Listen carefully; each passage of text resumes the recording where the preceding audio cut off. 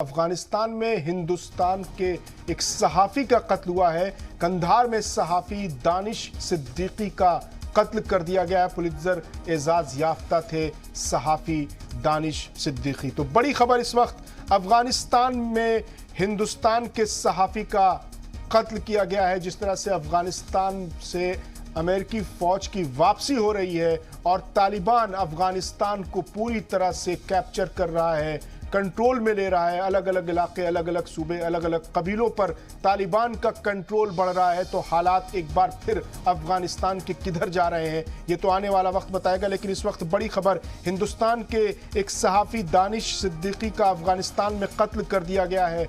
ये कत्ल किसने किया इस पर अभी कोई साफ वाज़ेह जानकारी नहीं मिल रही है। लेकिन जिस तरह से तालिबान वहाँ पर धीरे धीरे अपनी पैठ मजबूत कर रहा है, अपना कंट्रोल बढ़ा रहा है अलग अलग इलाकों में, अमेरिका सेना की वापसी हुई है। अफगान के जो अवाम है, जो लोग हैं, वो बहुत तशवीशनाक हैं।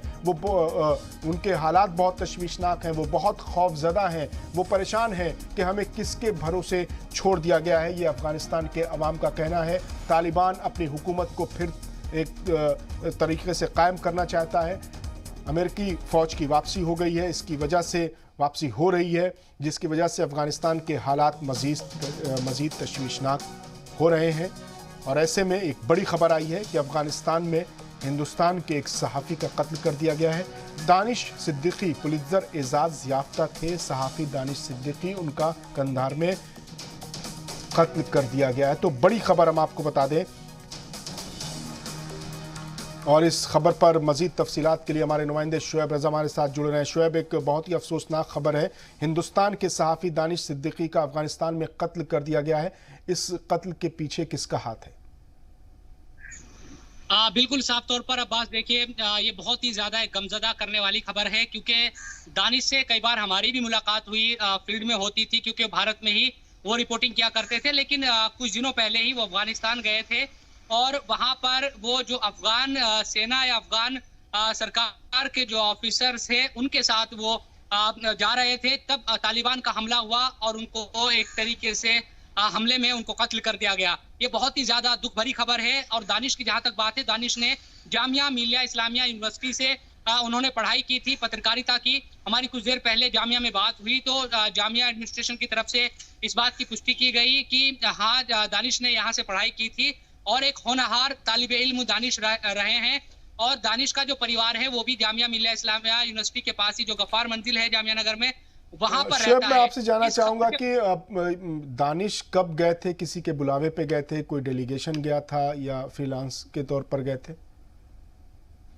देखिए, दानिश जो है वो एक रॉयटर्स जो इंटरनेशनल एजेंसी है, न्यूज एजेंसी, उसके लिए काम किया करते थे।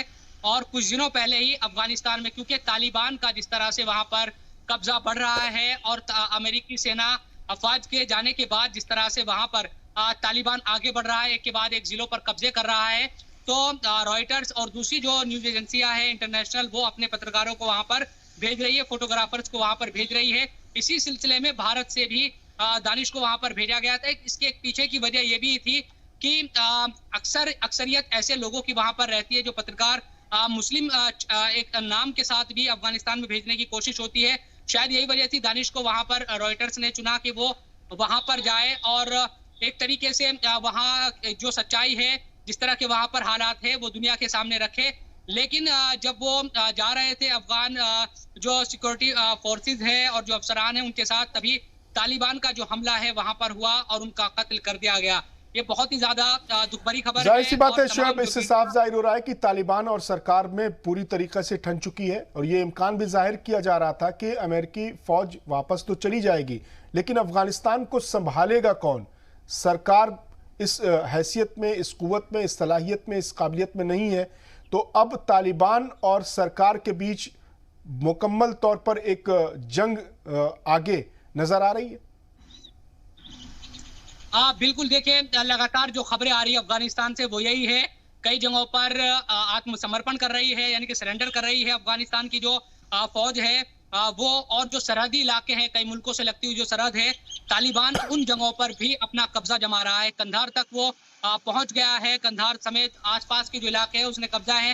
रोजाना जो खबरें हैं वो वहां से आ रही है ऐसे में ये माना जा रहा है, कई जानकार इस बात को बखूबी, भले अमेरिका ये दावा कर रहा है कि अफगानिस्तान की जो फौज है वो तालिबान को रोक देगी, लेकिन जो जमीनी सच्चाई वहां से जो रिपोर्ट कर रहे हैं वो इस बात को कह रहे हैं कि वहां के हालात इस काबिल नहीं है कि अफगानिस्तान की फौज तालिबान को वहां रोक पाएगी। वो लगातार आगे बढ़ते जा रहे हैं और फिर जो भी उनका, हमने 2001 से पहले जिस तरह के हालात वहां थे जब तालिबान की हुकूमत रहती थी, उसी तरह के जो कवानीन या जो भी तमाम चीजें हैं वो अफगानिस्तान में होती नजर आ रही है। बिल्कुल शोएब, मैं आपको रोकना चाहूंगा, एक वीडियो मैं दिखाना चाहता हूं दानिश सिद्दीकी का। ये 13 जुलाई का वीडियो है जब वो कवर करने जा रहे थे वहां के हालात, उस वक्त का ये वीडियो है। उस वक्त भी उनके काफिले पर हमला हुआ था लेकिन उस हमले में वो बच गए थे, लेकिन आज दानिश सिद्दीकी तालिबान के हमले में मारे गए हैं, उनका कत्ल कर दिया गया है। तो एक बार फिर से अफगानिस्तान के हालात तशवीशनाक होते नजर आ रहे हैं। अमेरिकी फौज की वहां से वापसी हो रही है। अमेरिकी फौज की वापसी का मुतालबा तो किया, तालिबान ने भी किया, सरकार की जानिब से भी किया गया, लेकिन सवाल यही उठ रहे थे कि अगर अमेरिकी फौज वापस हो जाएगी तो अफगानिस्तान को संभालेगा कौन? क्या अफगानी फौज, अफगानी अफवाज में वो सलाहियत, वो काबिलियत, वो अहलियत है? और शायद अब धीरे धीरे जो वापसी हो रही है और तालिबान का जो अफगानिस्तान के अलग अलग इलाकों में जो कंट्रोल बढ़ रहा है, उससे अब ये साफ नज़र आने लगा है कि आने वाले दिनों में अफगानिस्तान से कैसी तस्वीरें आएंगी, अफगानिस्तान के हालात कैसे होंगे। जैसे कि उन्होंने अभी से फरमान जारी कर दिया है कि जो भी 18 से 24 साल की जो लड़कियां हैं वो तालिबान लड़ाकों के साथ शादी करें, उनकी खिदमत करें। साथ ही साथ जो अफगानी सरकार में जो आर्मी में जो लोग हैं उनको भी उन्होंने दावत दी है कि वो या तो सरेंडर कर दें या फिर तालिबान लड़ाकों को ज्वाइन कर लें। तो इस तरह से अफगानिस्तान के हालात एक बार फिर तशवीशनाक बन रहे हैं। ऐसे में हिंदुस्तान पर इसका बहुत ही गहरा असर पड़ेगा। हिंदुस्तान को बहुत मोहतात रहना है और तालिबान को कंट्रोल करना है। तो हमारे साथ शोएब रजा भी जुड़े थे। शोएब, बहुत बहुत शुक्रिया।